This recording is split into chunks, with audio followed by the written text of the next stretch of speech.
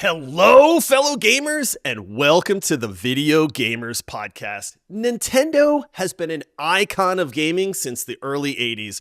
With a focus on innovation and iconic figures, it's impossible to argue the impact Nintendo has had over the years. With the recent unveiling of the Switch 2 and the Nintendo Direct, we wanted to give our thoughts on some of the upgrades, changes, and controversy surrounding the recent reveals. But first, some introductions are in order. I am your host, Josh, and joining me, he's got the form factor of the GameCube, the innovation of the Wii U, and he's as awesome as GoldenEye is. It's Ryan. So, which one are we going with? Your version of GoldenEye or my take on GoldenEye? We're going with your version because okay. you had a lot to say about GoldenEye recently, and best game of the 90s, worst game of the 90s. There you go. Ryan, that was a really nice intro. Take the win. Right? Was it nice? Okay. And joining us, Nintendo might have Mario Kart 1, 2, 3, 4, 5, 6, 7, 8, and soon 9. But we've got new host number 4. It's John. Hey, everybody. Good morning or evening or afternoon or whenever you're listening to this. It's always time somewhere, right? Preach. Oh, man. Okay, guys, listen. We all watched the Nintendo Direct yesterday morning. We wanted to do this very special kind of bonus episode to talk about it because the world is abuzz. It's not every day we get the announcement for a new Nintendo console. There were some very high hopes and concerns leading up to the Nintendo Direct. We all watched it. We all have our thoughts on it, and we went, man, we got to just talk about this a little bit because there's a lot of noise out there on the internet. Go figure. And, one thing we love to do is just kind of cut through the noise and talk about what's going on. Hey, take the rage baiting aside, take the fanboyism aside, and let's just kind of get to what's actually, being released, some of the games that are released, some of the pricing and technical aspects and stuff like that. So I will say that one thing that I love is our community, because our community is filled with almost 1,000 gamers that are all very genuine, honest people. They're not afraid to, say what they think.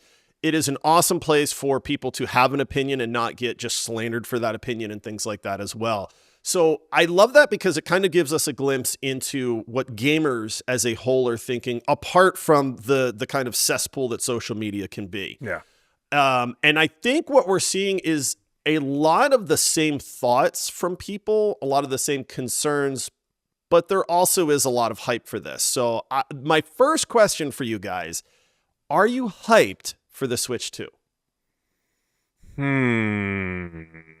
Was I hyped? Was I hyped, or am I still hyped?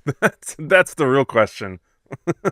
Okay. It's I don't know. I honestly it's there is a lot there and a lot to break down and take a look at. Is there a lot that excited me from that? I don't know if I would say so. So I'm somewhat indifferent, but I have some strong feelings on both sides. Okay. I'm somewhat hyped, but I don't get hyped for new consoles in the same way that I used to when there were like big, obvious technical advancements. It took me a while to get a PS5, for instance, and I'm notoriously a console gamer. But the advancements from console to console, especially graphically, which was like the big driver for me for a long time, they're not that huge anymore. The leaps aren't that huge anymore, and having a C button didn't blow me away. But there's a C button. Bro. Okay. They spent half the Direct talking about the C button, John. How dare you? Yeah. The subtle tech upgrades were cracking me up because so quick little side story. I worked a long day yesterday. I was in the truck about 8 hours. I ran up, did a job out of town, ran around in the forest practicing my Skyrim technique, and then came home. It was late at night, and I threw on the Nintendo Direct to watch with my son, and I naturally just pass out on the couch, and he kept waking me up like every 30 seconds. Dad, there's a C button. Dad, the sticks are bigger on the controller. Dad, and it's like all these little subtle, small things, but I'm like, stop, just leave me alone. All right, so I do want to preface this by saying, look, we have always been honest about our opinions. Anybody that has listened to this podcast for any length of time knows that we always approach things as just lifelong gamers.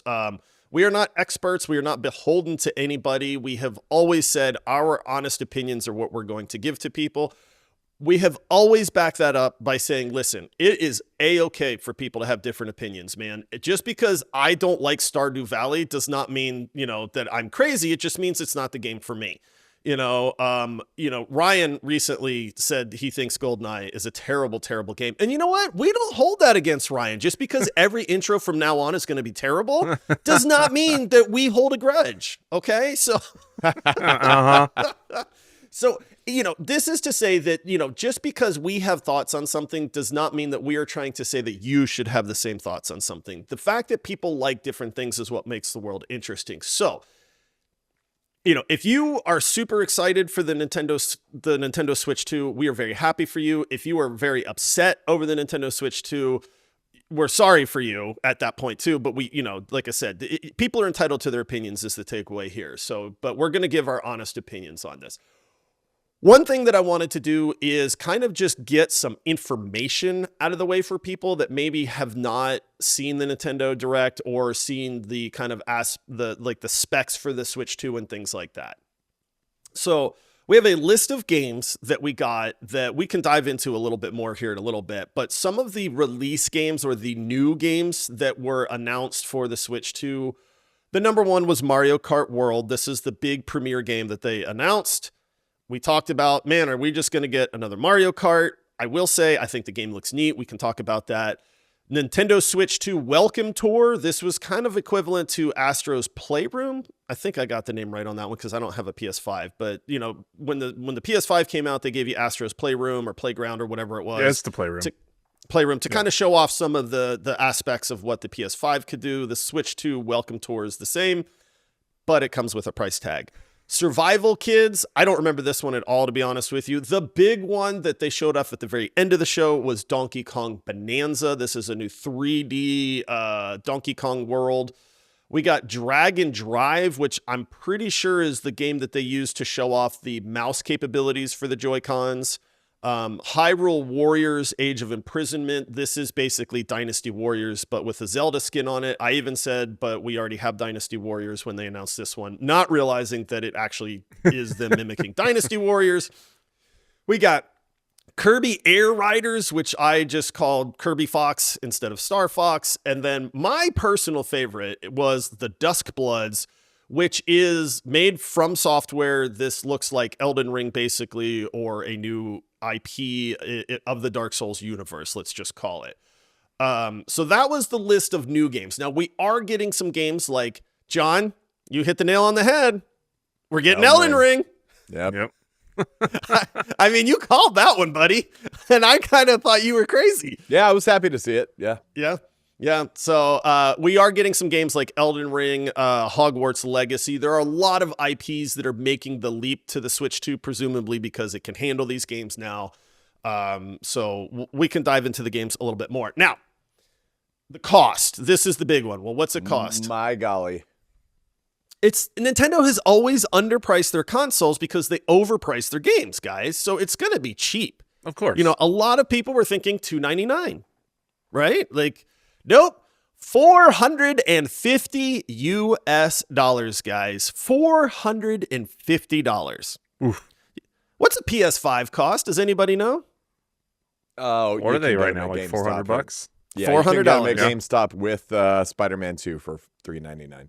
$399. So the Nintendo Switch 2 is more expensive than a brand new PS5. Ooh. That was a shock to people. Yeah. John, I did see that head nod, John, and I want to point out that the PS5 has been out for a long time now. Exactly. So, yes.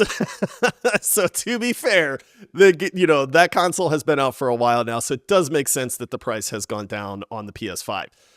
Here is the kick in the old berries, boys. The games for the Switch 2.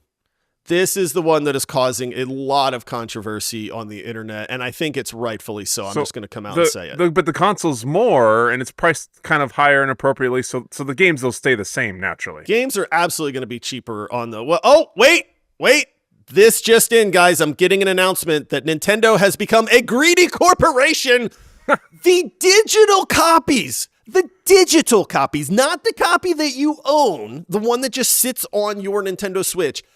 $79.99 for a digital copy of a game. Unreal. Do you remember when Ubisoft came out and said, hey, we think we're going to charge $70 for Skull and Bones because it's the first quadruple A title, and gamers lost their minds? And we went, what? No. Yeah, $79.99 for a digital copy. Let's just take a guess what the physical copy might cost, guys. Anybody know? Oh gosh, I mean, packaging and all that extra stuff, man. It's gotta, it's gotta not affect it that much, right? Yeah, just $10 more. $89.99. $90. So we're just gonna call it $90 for a Nintendo game. That's anybody got any thoughts on that? Yeah, my major issue with this is that Nintendo has always catered, I think, to the younger side of the audience. Yep. And I just, man, that's a hit to the shorts right there. Yeah, for sure. I don't know. I mean, there's all ends of the spectrum of people who play video games. And, sometimes getting a new game, it's, a really big privilege. It's a treat. And if you got your kid and you're trying to pay, rent, or your mortgage, and then these games are $90, and your kid wants Mario or Kirby or something, and sorry, kiddo, I just don't have it. Like that just seems so, like you said, John, it's always catered towards the younger audience in these party fun kind of group kid games, and there's going to be a lot of parents that have to tell their kids no just so that some suits up there can make more money. Like it's wild. Yeah, I have two brief thoughts on this. So number one, things are worth what people are willing to pay for it. So I'm assuming that they have done some studies to come up at that price point. But I also have this feeling about Nintendo where they really hit big with the system and then they really miss with the system. So you had Nintendo 64, big hit. GameCube, you had Wii, big hit. Wii U, Switch, obviously Huge a big hit. Yeah. Switch 2, it remains to be seen, but man, that's not a good first look for me. Yeah, I think there's another controversy that people are losing their minds over, rightfully so, in my opinion. We'll talk about that here in a second too. But there is the mindset that, hey, video game development, and we've talked to a lot of developers lately, right? I mean, we talked to Bungie, right? I mean, a one of the most well-known AAA studios, and they said, guys, making video games is really, really hard. I mean, they employ hundreds and hundreds of people to make a game, to risk millions and millions of dollars on its success. And if it's not successful, then we do see that, unfortunately, a studio is affected, and there's a lot of layoffs and stuff like that. So I want to just point out that we understand that making video games is not easy and it costs a lot of money. The caveat to this is nobody is charging $90 for a video game, dude. Like, we just recently got the jump up to $70 for games, which was a $10 increase over the premium $60 price tag. And a lot of gamers went, ouch, man, like, dude, $70 for a game. But if it's a really, really well done AAA title, I guess I can understand $70 for it. But dude, to go from $70 to $90, like Ryan, you said it. I can't help but feel like this is greedy Nintendo, mega corporation, just caring about the bottom line at this point, dude. Yeah. Like I hate it. I hate it. But what else can you say about a $90 price tag for a video game, man? I think, man, I would hope as a primarily a Japanese owned company that it's not just the corporate greed. I have to, I don't know, my heart really, really wants that to not be the case.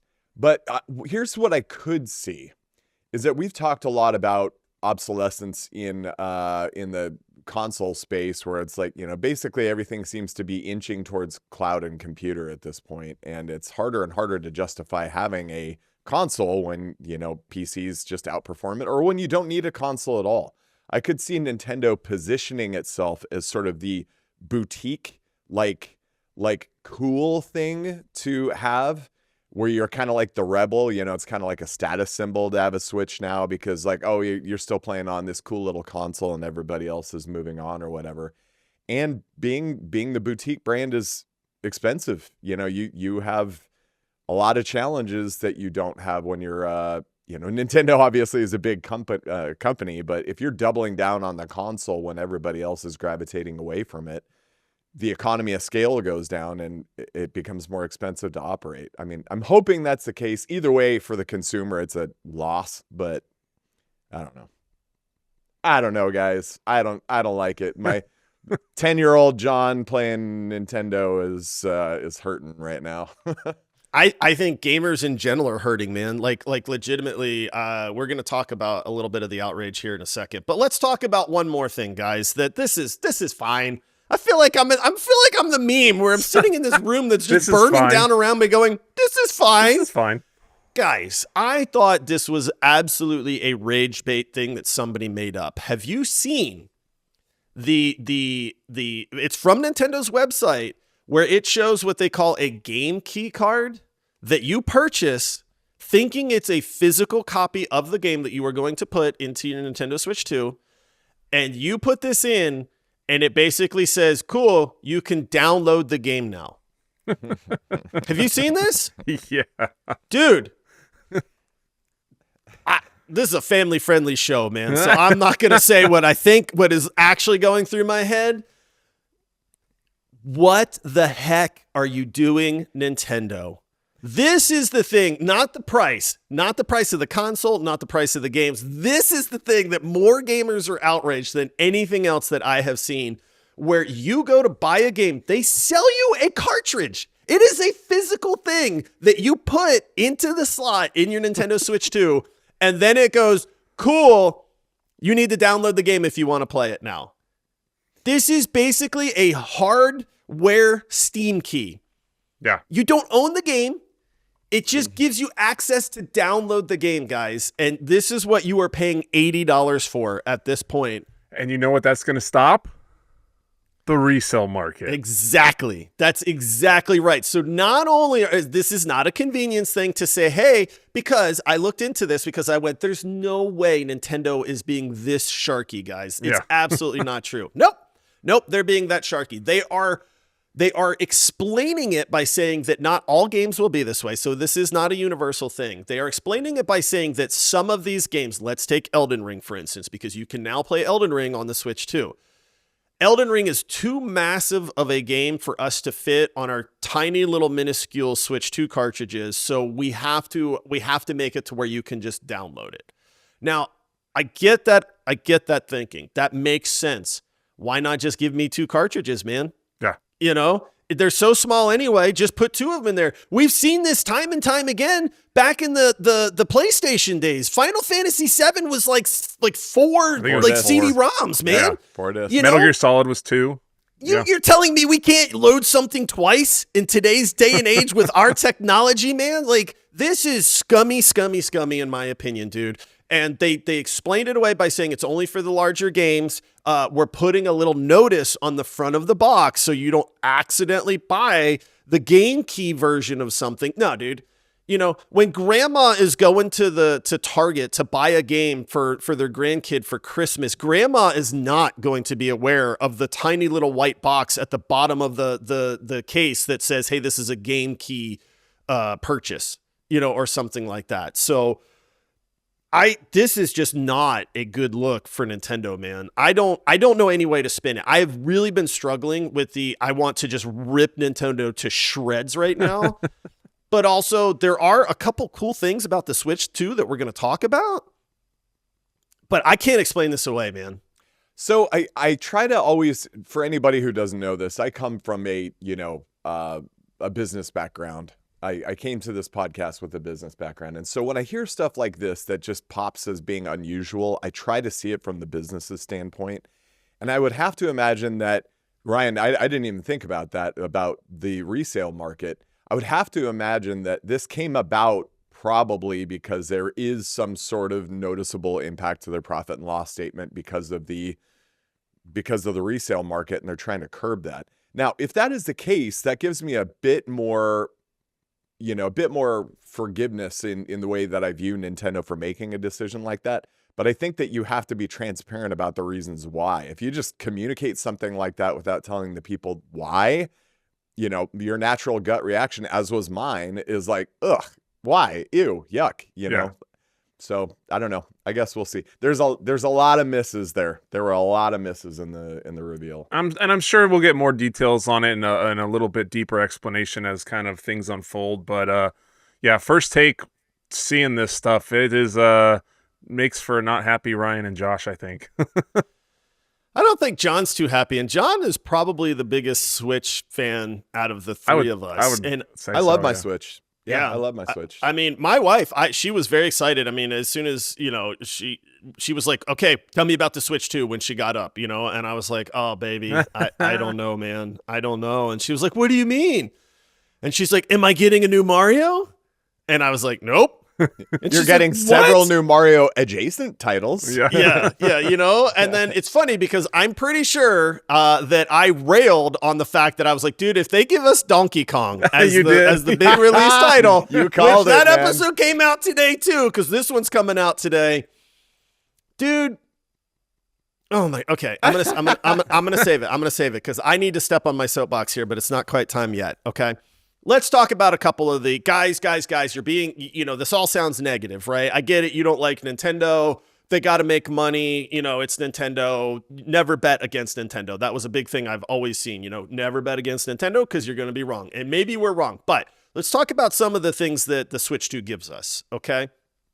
Gives us a bigger screen, bigger Joy-Cons, all that stuff. I think for me, they spent entirely too long talking about this mythical C button. Oh my goodness, guys, we've got a C button. What's it gonna do? Guys? Is it like Metroid Prime? It opens doors. Yeah, dude, it better open my garage door, unlock my car for me, remote start, turn on all the lights in my house, something like that. My controllers already have too many buttons. Yeah. So the mythical C button, I'm going to say just stands for chat. That's the only reason that I think that it could stand for the why it's the letter C. Nintendo spent half of this Nintendo Direct talking about the C button and the fact that it lets you chat with friends online. Yeah. You guys are both Android guys. Not to call you out, but you both love Android, or maybe your guys are calling me out. I don't know, right? But you guys have always made fun of the fact that I don't love Android. I hate Apple. Okay, there you go, right? But Nintendo has become Apple. As much as I love Apple for the convenience of it, Nintendo is doing what Apple has done and said, hey guys, we're taking technology that has existed for a decade now, and we're implementing it into our hardware, and we're calling it great.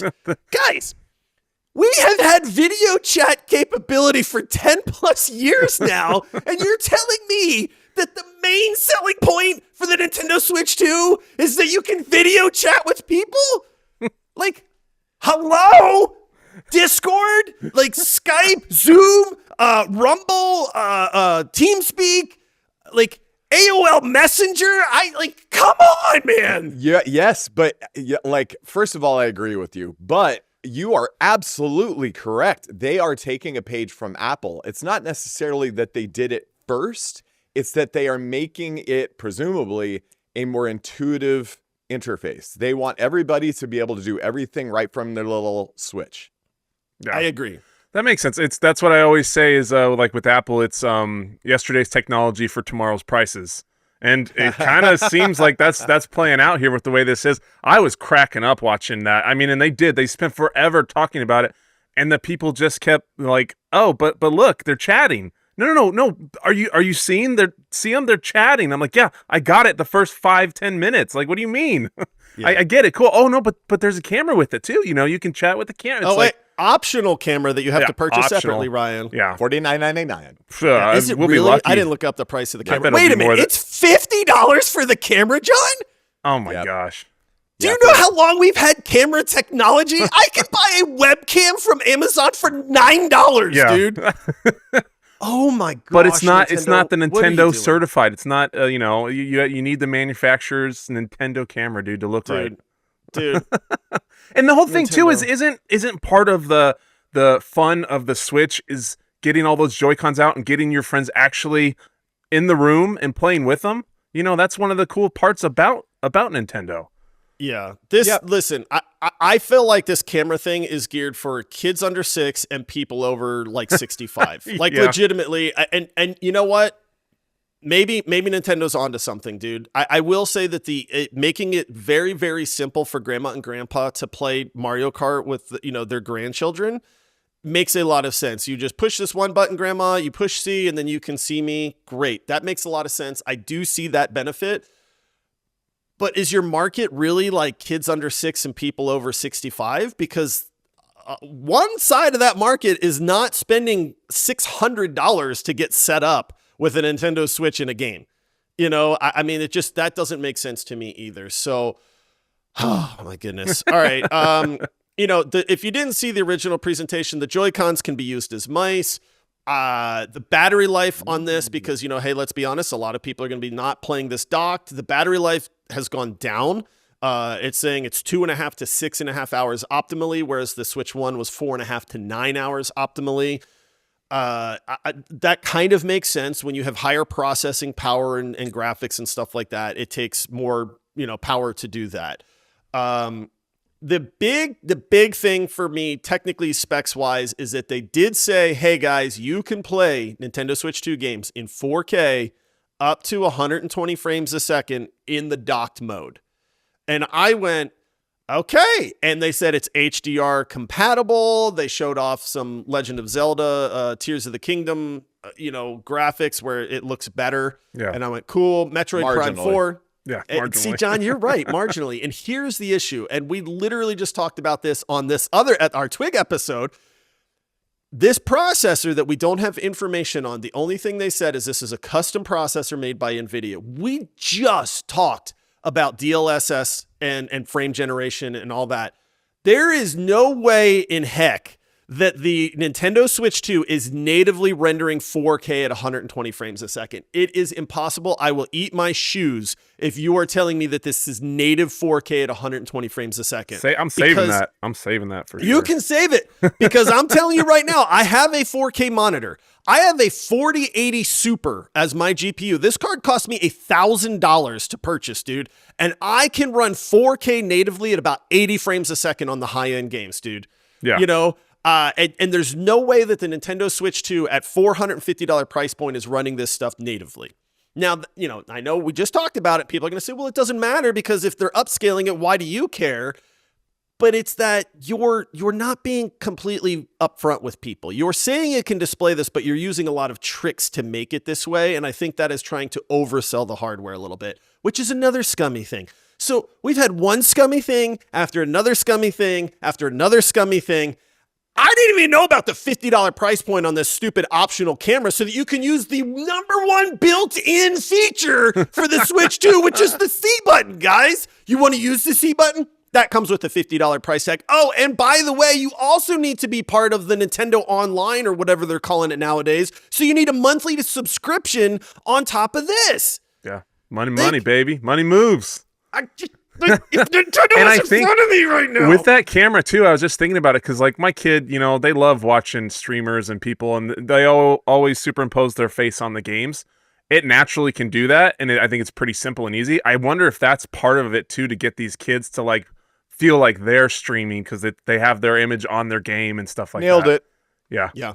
Yep. Nailed it. Yeah. This is really tough, guys. Again, like I've got a lot probably more corporate empathy than maybe everybody else does.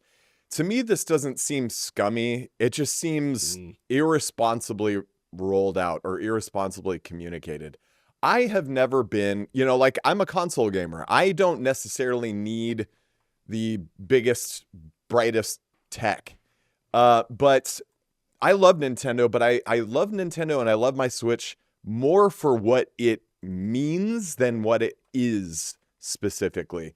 I love that my wife and I can play pickup games of Mario Party when we are getting ready to go to sleep and we can knock out a couple of mini games and just have a good time. I love that in the Wii generation and some of the Switch generation, although they didn't pull it off as well, where the sort of purpose of the game was to, like Ryan said, get everybody in the same room and have family game night. I love those sorts of things, but they really seem to be and the portable aspect, of course, the Switch. I love it. I love portable gaming, but they seem to really be diluting those brand strengths with trying to highlight this other stuff. Like if you're going to be doubling down on community, include the camera. Yeah, you're going to be taking a $50 sink or whatever it costs to make this. $5. But it takes away the rub of another nickel that I got to spend on this thing. Like that's what I bought this for. I got to already buy another thing. And then reducing your battery life. Oh man, I was already challenged with the battery life on the Switch. It was the main thing I used it for was traveling and traveling or playing it under my sheets if I found a good game like Little Nightmares or something. Yep. And then, I don't know if you, Josh, I don't want to steal your thunder. Were you planning on talking more about the new From Software game, The Dustbloods? Yeah, let's, you know what, that's a good segue, dude, because it is, I will say, if people can't pick up what, we're putting down, this does not seem like the oh my goodness, this is amazing, way to go Nintendo type release that Nintendo was probably hoping for.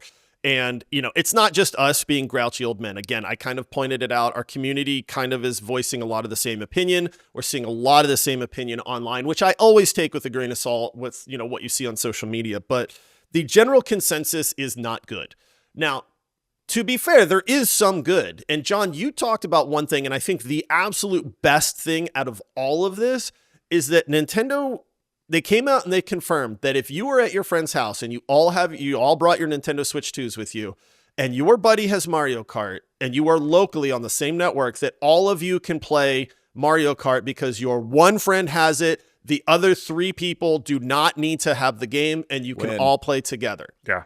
Okay. Yeah. Now, that does mean that all of you need a $450 console, that you have to bring with you, but at least they're not saying that everybody needs the game. This is a great feature for people that like to link up and play games together. You do have to be local. This is not online. So I think, to me, that was the greatest takeaway from anything, or the positive I'll say, is that at least they went, cool, they're at least not being greedy here. Let's talk about some of the games, because, the Duskbloods, to me, this is the new FromSoft game. I think it looks really, really cool. I love new FromSoft IPs or Dark Souls IPs. I will say that on the Switch 2, it looks a little janky. Yeah, exactly. That's the wrong kind of game to be. It's cool that they got an exclusive, but if you're going to be playing an Elden Ring or any other Soulsborne type game, man, you want it to look as crisp and sharp as humanly possible. For me, as somebody who's not a PC gamer, those FromSoft games are the biggest reason to go PC that I can think of. You want them to be bright and sharp and I don't know. Here's the other kicker is I went, ooh, cool. This game, this looks like it's for me, right? They finally gave me a game that makes me interested. It's not coming out till 2026, guys. So this release title that they showed off is not even coming out this year. And 2026 means it might be at the end of 2026. Okay, so we might be waiting almost 2 years for this game that they showed off at their Nintendo Direct. Mario Kart, I'll be honest, it looks fantastic. I think it looks great. I love the art style. Cool. The graphics look good. It's up to, I think they said 24 racers. It's open world. All the maps connect. Cool. I mean, there's a lot to be excited about, but at the end of the day, it's still Mario Kart, and this was the big game that they showed off. I joked about Donkey Kong. Donkey Kong is historic. It's iconic, but you know what, man? Donkey Kong's number 3 on the tier of Mario, Zelda, Donkey Kong. And so you're trying to sell me a console with your 3rd rated franchise? Yeah. Especially with bumping up game prices, doing all the other things they're doing, and then this is the stuff that they drop. Yeah, guys, if you're going to be raising those game prices, you better be coming with a banger, banger of an opening title. If you told me, listen, a lot of people are thinking that GTA 6 is going to be the first $100 game, right? So, there's a little bit of pushback on that, but will I pay $100 for GTA 6 because I know I'm going to play that game for 150 hours? Like, yes, it's not an easy pill to swallow, but if you're getting quite possibly the greatest game ever made, you know, then $100 for that seems like it's fair, right? I'm not saying that's not a lot of money, but at least it's fair for what you're getting out of it. Like Donkey Kong for $90, man, it's like, I don't know. If you told me this is the next 3D Mario game that looks like it's next gen and all that, it's a little bit of an easier pill for me to swallow at that point, but you're giving me freaking Donkey Kong, man. It's not even your best franchise.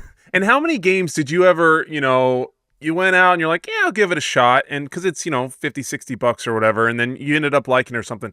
I know me personally, I'm going to have to really, really be hyped or really want to play a game that I've played in this series already to shell out $80, $90 for a game. To, you know, I'm not going to give them a shot anymore like I used to. I think it's going to affect things. A lot of game sales for, you know, maybe smaller titles or new IP.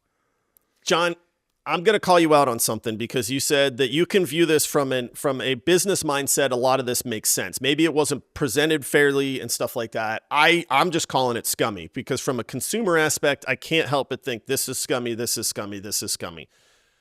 The biggest proof of scummy, in my opinion, is the Nintendo Switch 2 welcome tour that they showed off to say, hey, there's all these new features in the Nintendo Switch 2. The magnets for the Joy-Cons, the C button, the you know, all of these things, the little microphone, you know, USB-C port, guys, like, you know, all these things.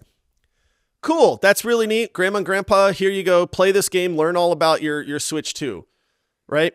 That should be included in the console, of right? Course, I mean, This is just a tour of the hardware of the console so that people can understand what it is. That is 100% should be included in every console that's sold.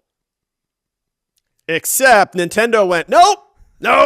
We're going to give you a tour of this console, but we're going to make you pay for it, guys. It is not included. You have to pay for it. It is a standalone game that we are charging you for. Scummy Nintendo.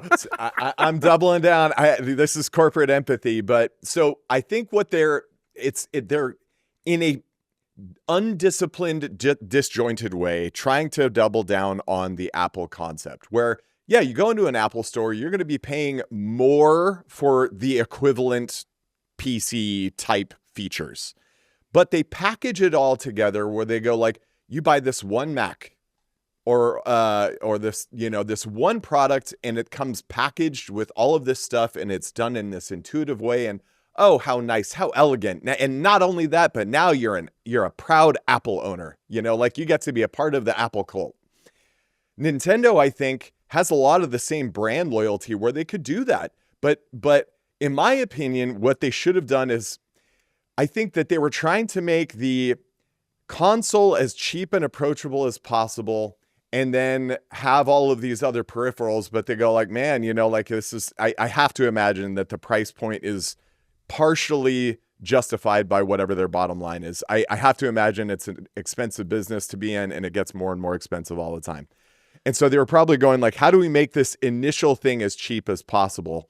And then like all of these other features, we'll just charge a little more for if people want them. But the thing is that those are the things that people buy the Switch for. I would have rather had them tack on another $100 just right out of the gate or make it $499 or, you know, $599, whatever it is, and just include all that so that you really felt like you were getting this all included experience than this nickel and dimey thing, man. It just, to me, feels ill-advised. It's the, I could see that, like, honestly, instead of $450, they come out with like, hey, here's a $700 bundle. You get the Switch 2, you get the camera, you get the crappy little welcome tour game with it. We're going to give you Mario Kart and we're going to call it the Nintendo shareholder bundle. You know, to where. Well, speaking of, this is why I am with Josh and I have no sympathy, and this is scummy because them trying to hit their points and everything. Do you know what the 2024 annual revenue for Nintendo Corporation was? $11.5 billion. Yeah, billion with a B. All right. The revenue doesn't mean anything, though. I mean, Uber ran at many billions of dollars at a loss for a very long time. Most streaming services run at a loss. So revenue doesn't mean profit. But I get, Ryan and I are not nearly as business minded as John, so I don't want to step into this ring. But it's like, there's also something to be said for developing market share and stuff like that too. But Nintendo already has the market share, dude. Like, listen, we are gamers. I understand. I don't think anybody is saying 29.34% net profit margin last year. Yeah, 29. Yeah, 29.34. That's pretty good. That's a lot of billions still. That's pretty good. We have always said we don't begrudge developers making money, right? They're in this for the business. This is also why we tend to love indie devs, because indie devs are very passionate, and while they want to make money, that is not their driving force, right? That is not the passion behind their games. I think that the majority of gamers right now, even if you're excited, my wife is super excited, dude, but when I broke everything down for her, do you know what her response was? As somebody that was probably more hyped for a Switch 2 than just about anybody else I know, with maybe the exception of my nephew, is, oh, well, I don't think I want that right now then. I'll just play my Switch. Like, there's nothing that's drawing me to the Switch 2. I'm not getting Mario. I don't care about Donkey Kong. I don't want to pay for all this stuff. I don't need video chat. My wife is the kind of person where she won't go on camera if you try to pay her, so it's like, I'm not doing the video chat. I don't need this. Like, to me, it just seems like whiff after whiff after whiff. Maybe some of the technology with the Joy-Cons being used as a mouse, some developer will come up with a way to make that neat. But I'll be honest, the main thing they showed off is Metroid Prime 4, and you can use the Joy-Con as a mouse to aim. Like, guys, I have aiming at home. It's called a mouse. You know what I mean? Like, I don't want this on my Switch too. I hope all I know is, speaking of the drift cons, if they made them into a mouse and they didn't fix the stick drift, I'm gonna lose my mind. Oh, they didn't fix the stick drift, dude. Oh. Like that, they're the same Joy-Cons. Like, there's this thing called Hall Effect joysticks, which I don't know anything about, but people are going like, they didn't even make these Hall Effect joysticks that don't have stick drift. All right, we can't, because, dude, we could talk about this for 2 hours, dude. Okay.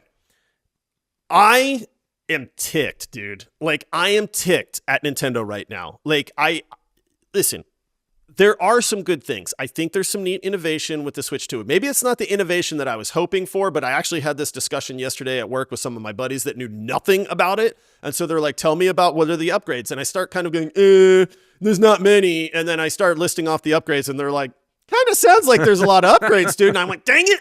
Like, okay, yes, they are. And they're calling it the Switch 2. This is not a brand new console where if they called this the Nintendo Blork, that like, you would be upset, right? If they did this, but it's just the Switch 2. So it's an upgrade to an existing thing. So wouldn't it make sense that these upgrades are not revolutionary? And I kind of went, dang it, you have a point. Like, okay.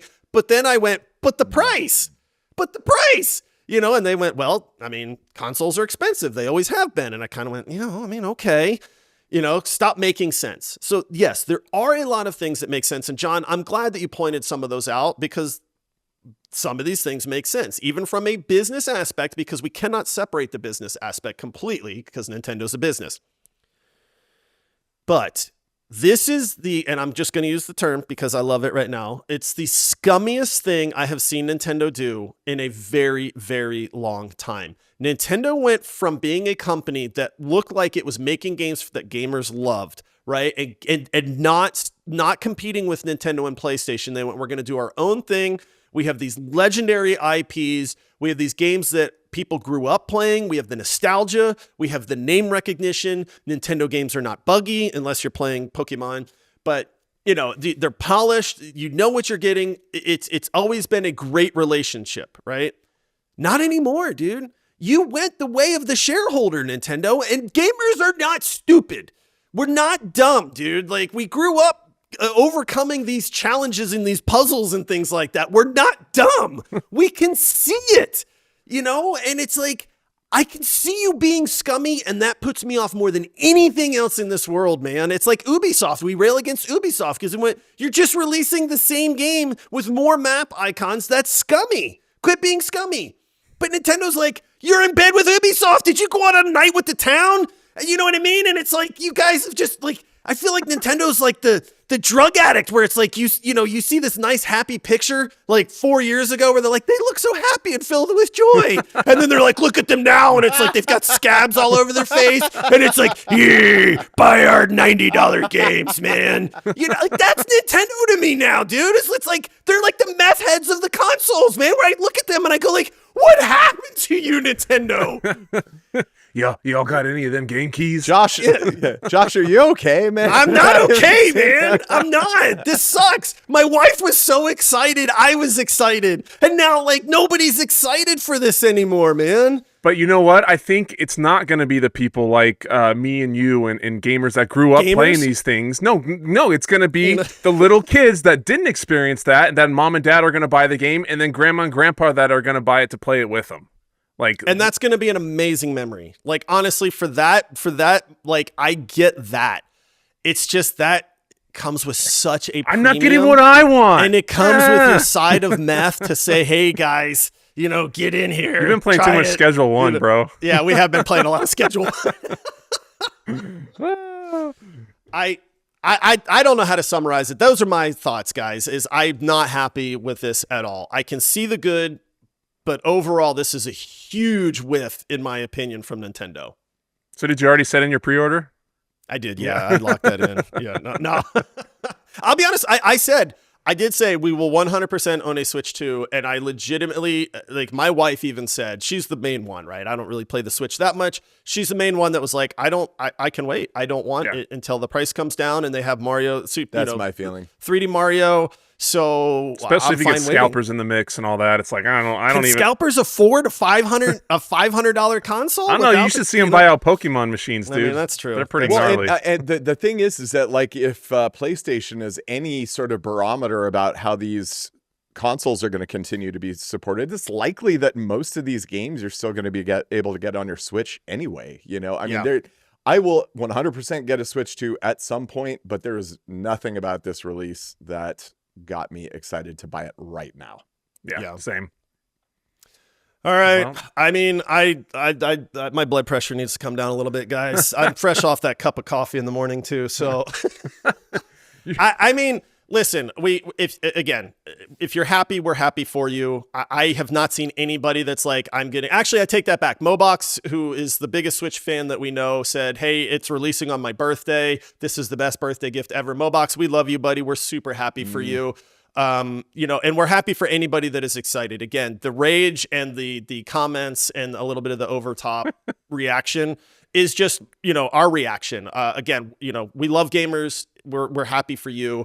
I just view this as a huge whiff for Nintendo. John, who is the biggest Switch fan out of the three of us, I think he said it best. I'm fine just waiting at this point. They did not sell me on the release of this console, which is not good news for Nintendo up front, at least. So, all right, listen, we're going to wrap this one up, man. If you want more conversation about the Nintendo Switch 2, the Nintendo Direct, we forgot to talk about something that, hey, man, you guys forgot this. Come join our community. It is the best community in gaming. I promise you. We have people that join every single day that then go, guys, you're right, man. Like, This is the best community. Like, I thought you were just hyping this. So come check it out. You can lurk for a while, but you're going to realize that this is the oasis of gamers. We have community nights all the time. It's really, truly that amazing. The link is in the episode description, so come join us and talk about the Nintendo Switch 2 at this point as well, because there's a lot of people talking about it right now. That's going to do it for this episode, everybody. We hope you enjoyed this reaction episode. We wanted to just get this out there. It's been fun to talk about, and now I'm all hyped up and excited, so I'm going to go to work and be super productive now. So we'll see you until next time. Happy gaming. Ooh, money. Doodly doodly.